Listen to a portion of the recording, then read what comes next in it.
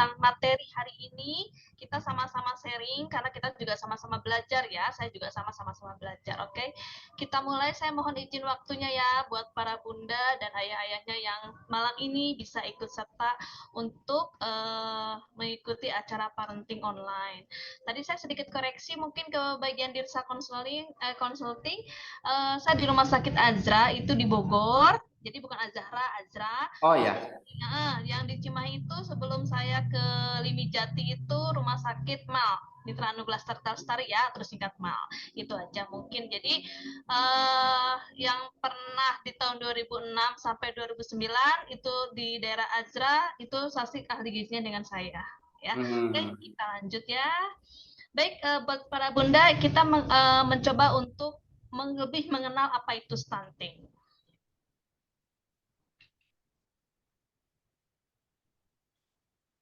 Nah, pengertian dari stunting ini adalah kondisi gagal tumbuh pada anak balita akibat dari kekurangan gizi kronis sehingga anak lebih pendek untuk usianya. Stunting ini juga merupakan kekurangan gizi terjadi sejak bayi dalam kandungan dan pada masa awal kehidupan setelah lahir, tetapi baru nampak setelah anak berusia 2 tahun.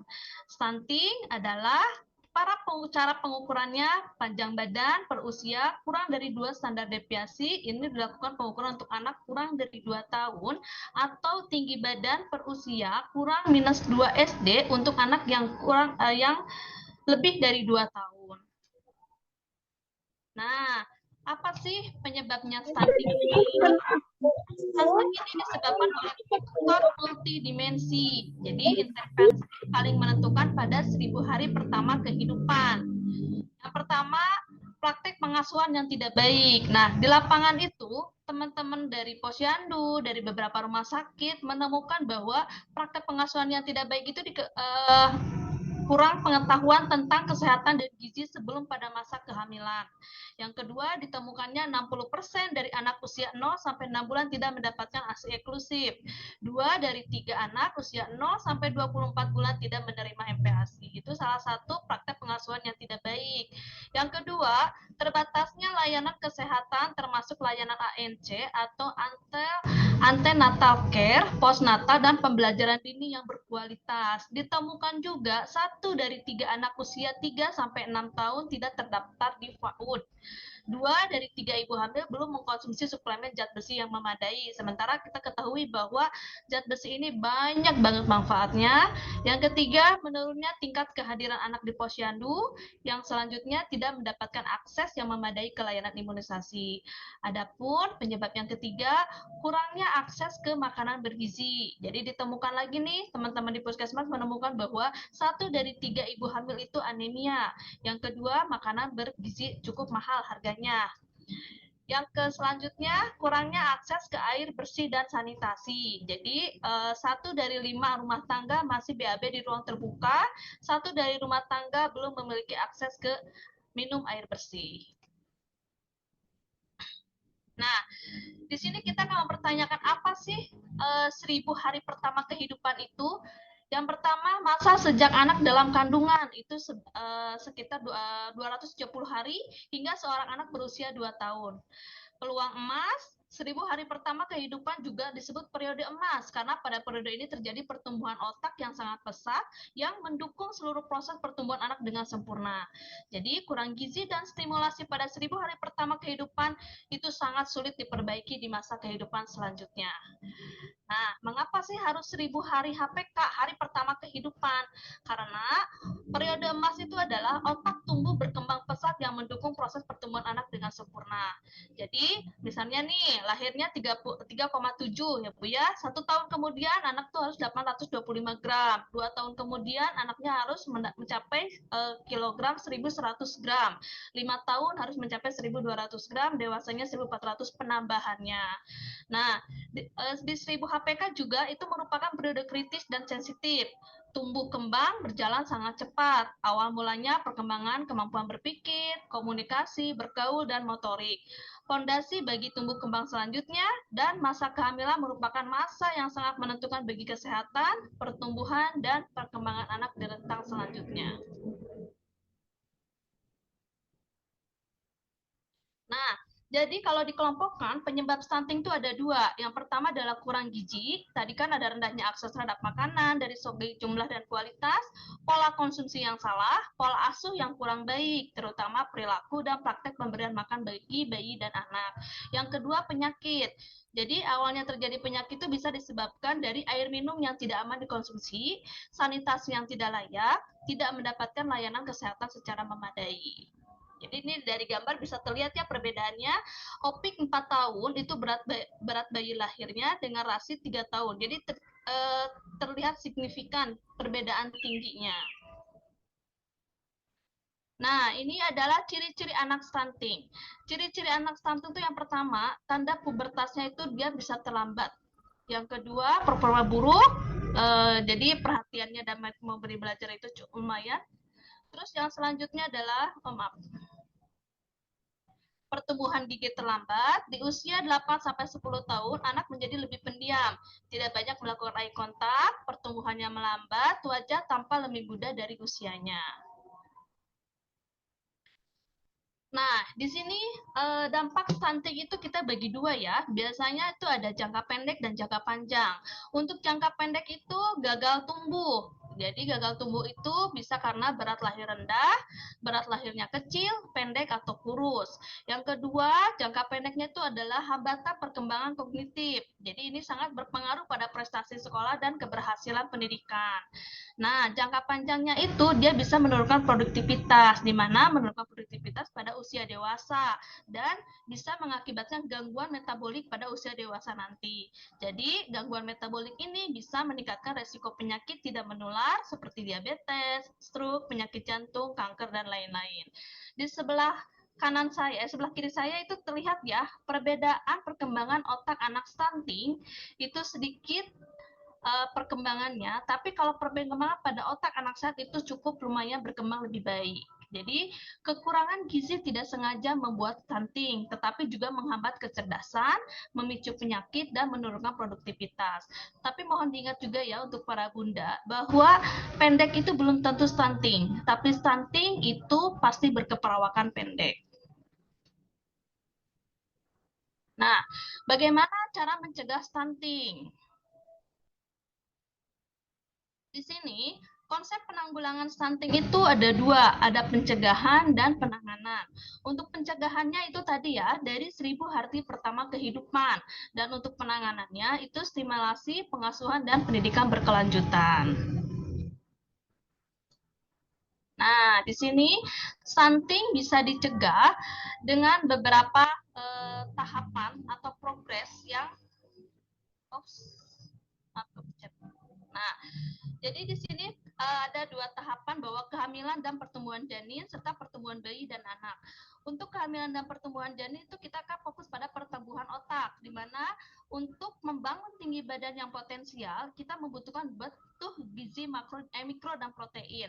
Mikro itu berarti lebih kepada vitamin dan mineral. Sedangkan untuk membangun berat badan potensial kita membutuhkan kalori. Nah, pada saat pertumbuhan bayi dan anak-anak, untuk mencapai tinggi dan berat badan optimal, itu dibutuhkan seluruh zat gizi, baik mikro maupun makro. Tadi kan mikro berarti vitamin dan mineral, sementara makro adalah protein, energi, dan lemak secara seimbang. Diperoleh dari menyusui secara eksklusif sampai 6 bulan, diteruskan dengan ASI dan MPASI. Jadi, 1000 hari pertama kehidupan yang optimal itu adalah gizi yang tepat dengan pencegahan penyakit, sama dengan kita tumbuh kembang optimal dan mencegah stunting. Nah, bisa lihat di sini 1000 hari pertama ya, merupakan periode emas untuk perkembangan otak. Jadi, di sini dijelaskan bahwa selama kehamilan 270 hari itu bayi berkembang dengan mengambil seluruh nutrisi dari ibu. Jadi, jika ibu kekurangan nutrisi, maka akan mengancam tumbuh kembang anak. Khususnya bagi yang merokok mohon dihindari, minuman bersoda dihindari, beralkohol, terus jangan lupa ikut kelas ibu hamil. Jadi, ini benar-benar harus kita persiapkan dari 1000 hari pertama kehidupan. Nah, pada saat 0 sampai 6 bulan, itu berarti 1180 hari, Jangan lupa untuk memberikan ASI, karena ASI ini merupakan makanan utama bagi bayi dalam 6 bulan pertama. Bukan hanya memberi nutrisi, ASI juga memberikan imunitas bagi bayi terhadap penyakit.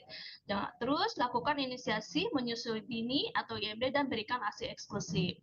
6 bulan sampai 2 tahun atau 550 hari, itu anak bakal tumbuh dengan pesat. Jadi berikan makanan pendamping ASI dan bawa anak ke posyandu setiap bulan untuk memantau tumbuh kembangnya. Jadi, kenapa saya di sini menekankan ASI? Karena pada saat 6 bulan itu, ASI itu sudah memenuhi nutrisi yang tidak bisa dibandingkan oleh apapun. Tapi pada periode 6 bulan, itu kandungan dari proteinnya itu sudah mengurang sekitar 30%. Di usia 9 bulan itu kandungan energinya juga berkurang menjadi 50%. Begitupun selanjutnya. Jadi selama untuk pertumbuhan ini anak-anak diperlukan makanan pendampingnya gitu ya. Oke, kita lanjut. Nah, bagaimana mencegah stunting? Stunting itu kita tadi sudah dipelajari bahwa sejak masa kehamilan itu sejak dalam kandungan janin diberikan asupan gizi yang baik dan seimbang. Ibu hamil tidak boleh mengalami anemia, pemeriksaan kesehatan ibu selama masa hamil, dan setelah anak lahir berikan ASI, vaksinasi, dan berikan asupan makanan yang seimbang dan sesuai usia, dan jangan biarkan anak mengalami sakit infeksi yang berulang, karena ini salah satu proses yang bisa mengakibatkan terjadinya stunting. Nah, ini adalah 3 komponen penanggulangan stunting. Yang pertama pola asuh, ya kita perbaiki IMD-nya dan ASI eksklusif selama 6 bulan. Pemantauan pertumbuhan dan perkembangan pemberian kapsul vitamin A anak usia 6 sampai 59 bulan dan imunisasi. Yang ketiga, berikan MPASI yang tepat mulai usia 6 bulan dan ASI diteruskan sampai usia 2 tahun. Ya. Nah, sekarang selain pola asuh, kita juga akan melihat dari pola makan. Nah, pola makan ini ibu hamil makan sesuai pola isi piringku. Nanti ibu-ibu bisa tanyakannya ke kader-kader yang ada di posyandu atau kepada ahli gizinya boleh. Tapi untuk saat ini mungkin ini harus individu ya. Soalnya kalau isi piringku per individu. Tapi kalau secara global bisa ibu-ibu lihat di Google dan tanyakan kepada ahlinya terkait apa yang ditemukan. Nah, gizi seimbang ditambah 1 porsi lebih banyak dari sebelum ibu hamil. Jadi kalau misalnya pada saat pola makan ibu hamil tuh dia ada tambahan 1 porsi lebih banyak dari sebelum hamil karena sudah berbadan 2 ya. Nah, yang selanjutnya ibu hamil minum tablet tambah darah 1 tablet setiap hari pada malam hari sebelum tidur. Sebagaimana kita ketahui bahwa tablet darah-darah ini sangat banget berfungsinya pada saat jadi maksudnya untuk menghindari anemia. Yang selanjutnya bayi dan anak sampai usia 2 tahun diberikan ASI dan MPASI yang tepat. Selanjutnya adalah sanitasi. Jangan lupa ya, kalau misalkan kalau misalkan sanitasinya tidak bagus, itu bisa mengakibatkan penyakit atau infeksi. Jadi sanitasi ini harus benar-benar diperhatikan mulai dari air bersih, kualitas, kuantitas, dan aksesnya itu harus mudah. Jangan lupa cuci tangan pakai sabun dan harus memiliki jamban keluarga. Pasti sekarang sudah banyak ya, tapi banyak juga yang tidak memiliki jamban keluarga. Nah, ini adalah kebutuhan nutrisi sepanjang usia. Jadi, usia lahir 6 bulan itu memerlukan 600 kilokalori sampai 9 bulan.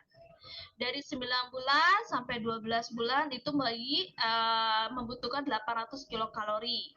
12 bulan sampai 24 bulan itu memerlukan 1100 kalori dan 24 bulan sampai usia kurang lebih dari 18 tahun itu kurang lebih membutuhkan 2000 kalori.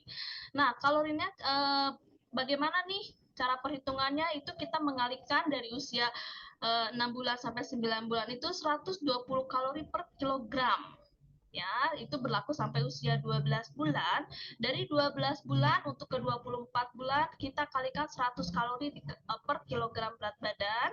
Terus 90 kilokalori per kilogram untuk usia 24 sampai 18 tahun dan 18 tahun sampai lebih dari sampai lebih itu sekitar 30 kilokalori. Nah, porsi ASI. ASI juga dari usia lahir sampai 6 bulan itu harus 100% ya, Bu ya. Nah, dari 6 bulan sampai usia 12 bulan itu ASINya dia akan berkurang 60 sampai 70%. Dan dari usia 12 bulan sampai 24 bulan ASINya harus berkurang 30 sampai 40% karena anak sudah mulai makan makanan hampir sama dengan makanan rumah tangga. Kalau kebutuhan MPASI itu 6 bulan sampai 9 bulan sebanyak 200 kalori, dari 9 bulan sampai 12 bulan itu 300 kalori, dari 12 bulan sampai 24 bulan itu 550 kalori.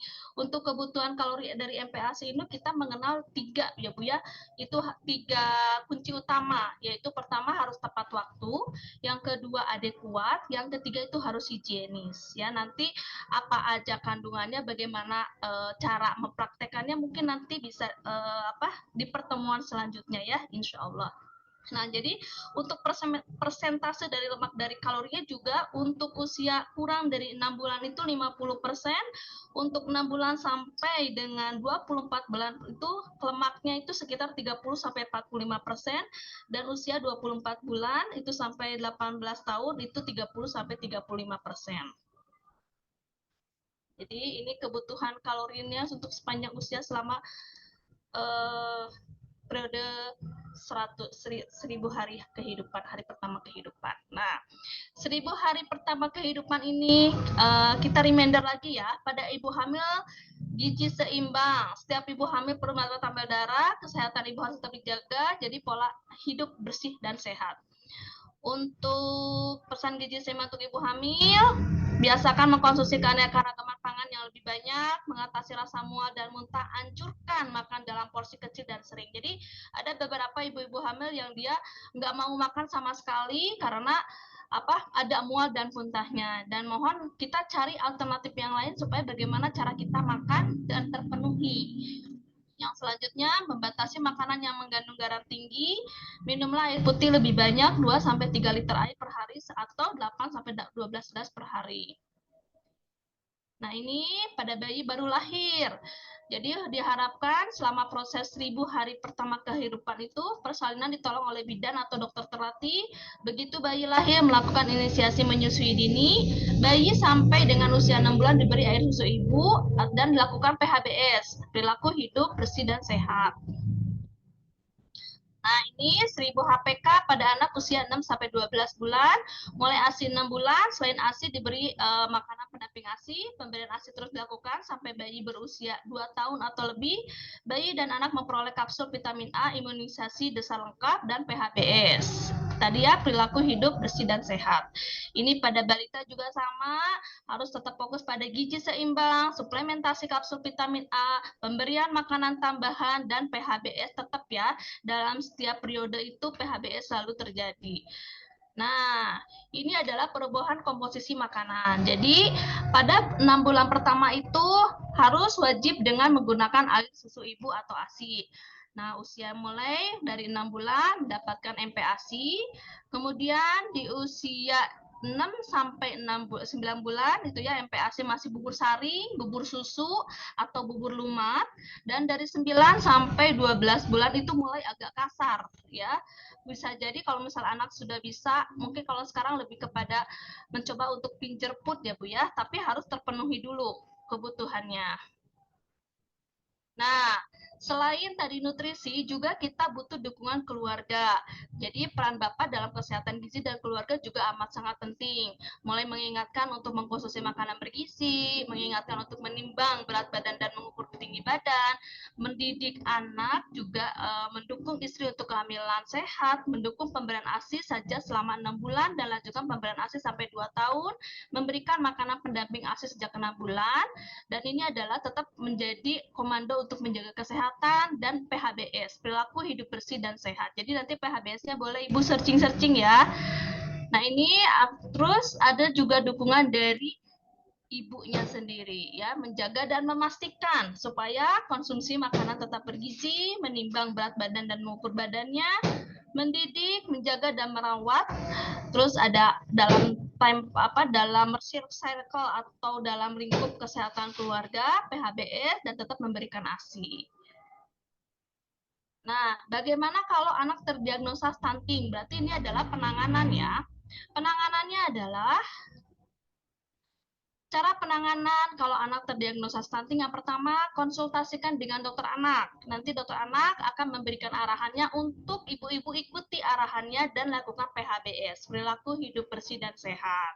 Karena faktanya di lapangan itu ditemukan 60% anak usia 0 sampai 6 bulan itu tidak mendapatkan ASI eksklusif, 2 dari 3 anak usia 0 sampai 24 bulan tidak menerima MPASI yang sesuai, dan sedikit ibu hamil mengkonsumsi zat besi dan vitamin C. Oke, mungkin itu pemaparan sedikit sharing dari saya.